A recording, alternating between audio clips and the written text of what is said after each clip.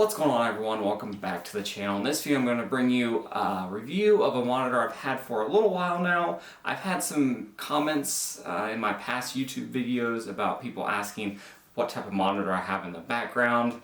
So I thought now would be a good time to kind of get a review of it up. I've had it for about a year and a half. It is the LG, let's see, 32UK50T. I believe it's also called the 550T. It is their 32-inch 4K VA panel monitor. It's more on the budget-oriented side. I actually got this from Costco for $349, but generally it runs between $349 and $400. They do have a newer version of it out now. I believe it's the 32UK60T. I will get some links below of similar monitors to this because this is about 2 years old. I've had it for about a year and a half, but I believe it's a couple years old, so they've kind of refreshed it a little bit.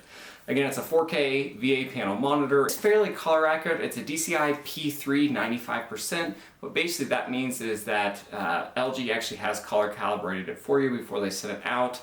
And that's just shows you how color accurate it is, which is pretty good for a monitor that costs under $400. Generally anything above the 93, 95 DPI P3 is considered fairly good quality and something you could actually do while not really pro grade photo or video work on. It's probably pretty good for some semi-pro stuff.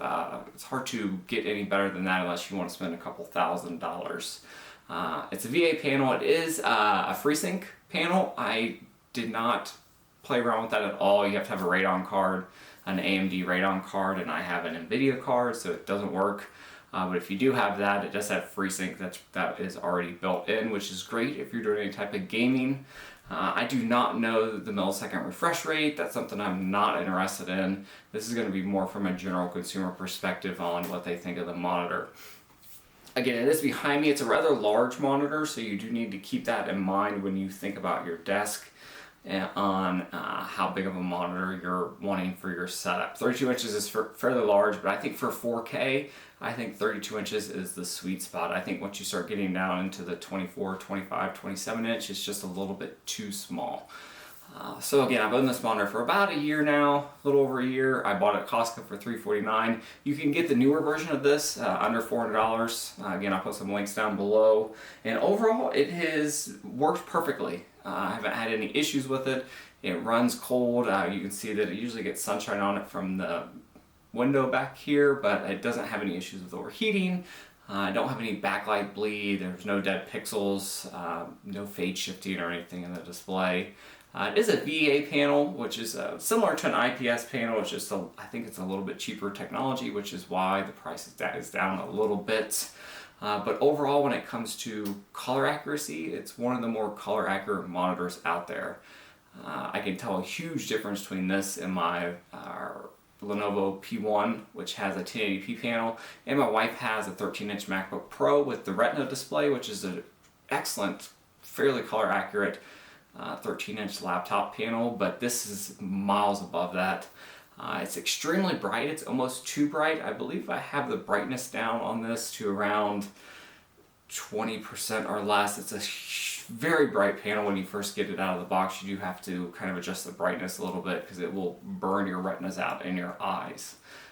But that's something that you need to take into account when you get into it. Few bad things, and I'll talk about the good things. The first negative is going to be the stand. The stand is awful on this. It wobbles basically every time you touch it. It does have a base mount on the back, so you could get a monitor arm for it, but that's probably the first thing I would go to replace if you're bothered by how much it wobbles when you type. I mean, if you look at it here, when you do any type of typing or just moving the desk, the whole monitor will kind of shake around. It's just a very flimsy system. It has not broke on me, and it was easy to install, but it is something that I'm actually going to look to replace and get a monitor arm at some point down the line. I got used to it wobbling around from time to time, but it is fairly annoying, and if you hit the desk too hard, it almost feels like that the monitor is going to fall over. So it's just a very cheap stand. That's generally what you get when you buy a monitor under $400 that's a 4K 32-inch monitor. The second bad thing is the back of this monitor is actually white, and if we take a look at it here, you can see that it's actually fairly stained. It's got a lot of black marks on it. This monitor has not moved from this desk, so I'm not really sure why it's like that, but again, it doesn't bother me, but it may bother some people. I personally don't ever see the back of the monitor, but if you did, that's something that you want to look into, is that the whole back of it's going to get stained. I believe the new ones, the newer models of these, are actually black, so you may not have to worry about that down the line. Another negative is just how bright it was when I first got it and turned it on. You really have to turn the brightness down, which is easy to do, and it stays there. But opening it up straight out of the box, that was something that struck me. Some people may want their monitor that bright, so it could be a positive, but for me it was just a little too bright right out of the box. The other negative is that the menu system's kind of chinky, you use this little button down here to actually control it. It's just a little bit plain. It's not the very best. You can see when I move it, the whole monitor shakes because of the stand. But the whole entire menu system's just a little plain, a little drab, a little hard to navigate around. But overall, once you have it set, generally you do not touch it. So I got the negatives out of the way, let's get to the good stuff with the positives. And I think the positives far outweigh the negatives. I would highly recommend this monitor to anyone. But the first thing is that how color accurate it is for how much you pay for it. DCI P3 95% for $349 is a steal, in my opinion. I do not recommend people go out and spend $1,000+ on a monitor when you can get one like this, and it's going to be good for just about anyone's needs. Yes, if you're doing professional work, you're cutting movies and doing stuff that brings you in a lot of money for maybe your standard job, I would recommend maybe a more expensive monitor. But if you're just doing it for a general prosumer, this is, I think, all you need for a 4K display. It's extremely color accurate. It does have plenty of inputs for me. HDMI, has a display port. It does not have USB-C, so that's something to keep in mind. You have to pay $50 more to get a different version of this monitor to get USB-C. I don't need USB-C, it has plenty of connections for me, so I didn't have any problems there. Has a VESA mount, so the stand, again, is a big negative, but you could just put a monitor arm on it and it would be just fine. And you wouldn't have any issues there. The other thing is that I think it's just an overall good looking display. The colors look nice. Once you get the brightness set, it's amazing how much better it is than most of the laptops out there. Both of our laptops are fairly color accurate in terms of the Adobe and sRGB scale, but this is just miles above that, especially when you go to like Lightroom and go to edit photos on. You can just tell a massive difference in that. It's also a matte display, so I like that. It's not glossy, it doesn't have a lot of reflections on it. There's not a whole lot of eye strain or anything like that because it's got that matte finish. It's got fairly thin bezels around it for how much you pay for it. It's not one of the Dell's U-series monitors where there's almost no bezel around it, but it has a fairly small bezel, and the bezel is also matte, so you don't have to worry about any glare, any glossiness, or anything along that lines.